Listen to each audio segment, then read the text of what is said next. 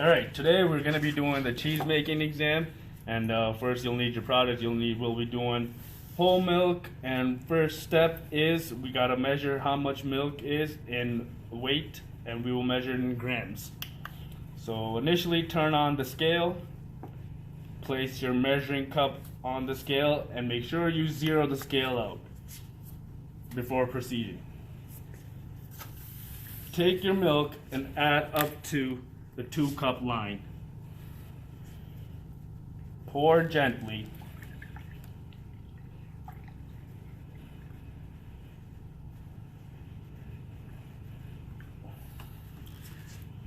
Make sure that it's 2 cups. Record the weight of the milk in grams. Here we have 529 grams for 2 cups of milk. Next step will be taking the pH of the milk before we warm it. And we will be using a pH paper to indicate the pH of the whole milk.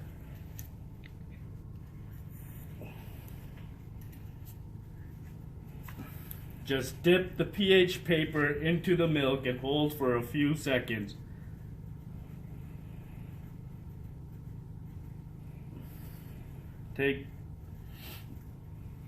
And then measure it, comparing it to the measurements on the pH paper box. This one is quite dark, so we will turn it over, and it looks like our milk is sitting at 6.5 pH.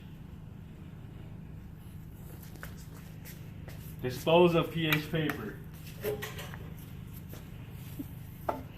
Next, you will take the milk and slowly pour it into a pan. Make sure your pan is big enough to hold 3 cups of milk, even though you are adding only 2.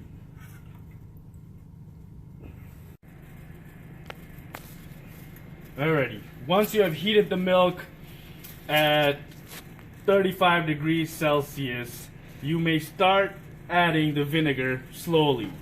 While adding the vinegar, periodically stir the milk to form more curdles. You will begin to see curdling and a reaction take place in your pot upon adding the vinegar.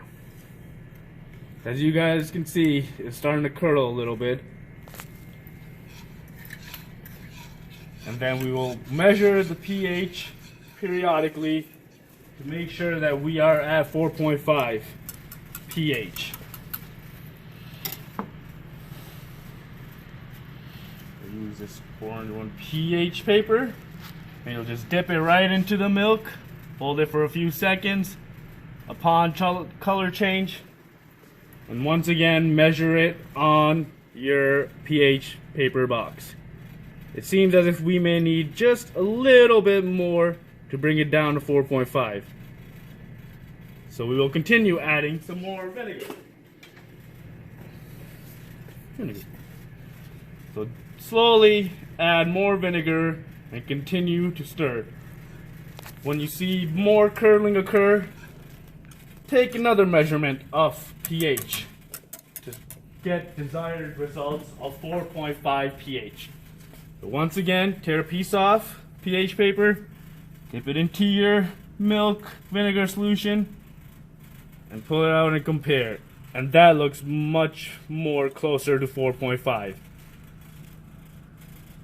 Once desired pH has been achieved, you may take the pot off the heat and switch the stove off. Alrighty, before you pour your curdled milk and vinegar mix into the strainer, make sure you have the strainer lined with a cheesecloth. And the strainer and the cheesecloth will be sitting in a bowl so you're not making a mess or spilling the whey everywhere.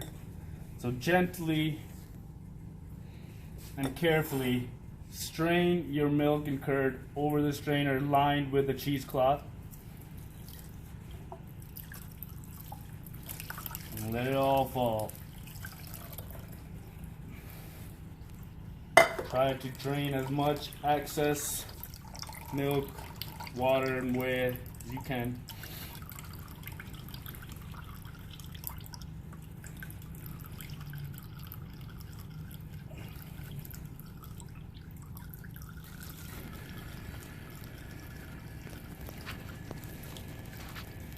When most of the water has drained, take the cheesecloth by itself,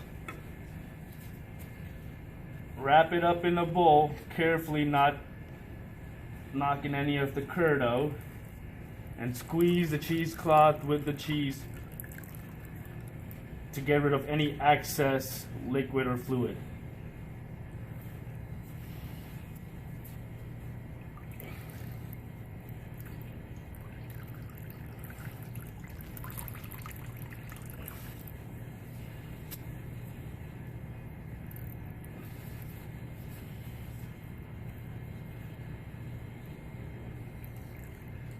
As you can see, a lot of fluid is being held in, so make sure you dry and get rid of as much excess fluid as you can.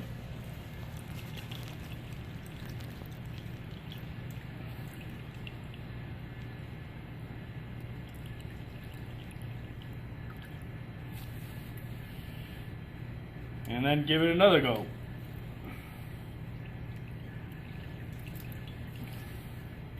Alrighty, as you've seen, excessive fluid has been released, and now all you have is your cheesecloth and cheese.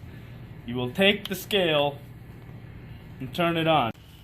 Alrighty, once the excess fluid has been drained, carefully open up your cheesecloth in the strainer.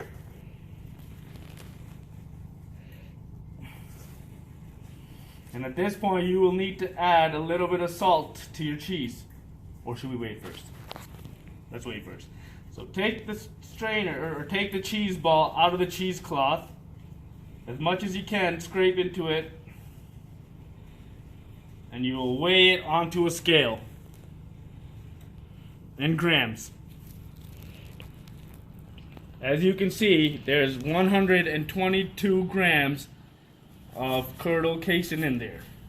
Or your cheese. Switch off the scale and take your cheese off the scale. Alright, you can pause it.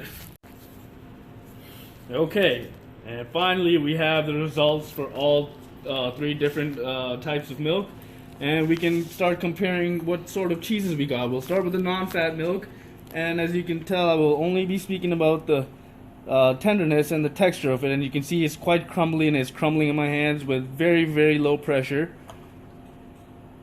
And that is for non-fat milk, and out of 4 cups we were able to yield 74 grams of cheese. Next we had the 2% milk. In comparison, this looks a little bit more stable, a little bit moist, and yes, it is a bit more moist than the non-fat, and it seems to be not crumbling as easily, and I'm able to form it into whatever form of cheese I'd like. And that was for 2% milk. And for the same drying time, you can tell that this holds a little bit more moisture in it, and that's for 2% milk, and we were able to acquire 96 grams from 4 cups of milk. And then we move on to the whole milk, and as you can see, this is much more sticky together, much more sticky, less crumbling with a little bit of pressure, and if it does crumble, it still sticks and adheres to itself. And for a whole milk, we were able to get 122 grams out of 4 milk. So out of all of these, the most tender is your whole milk, and the most crumbly is the non-fat, and of course the non-fat gave us the least yield, and the whole milk gave us the most yield. Thank you.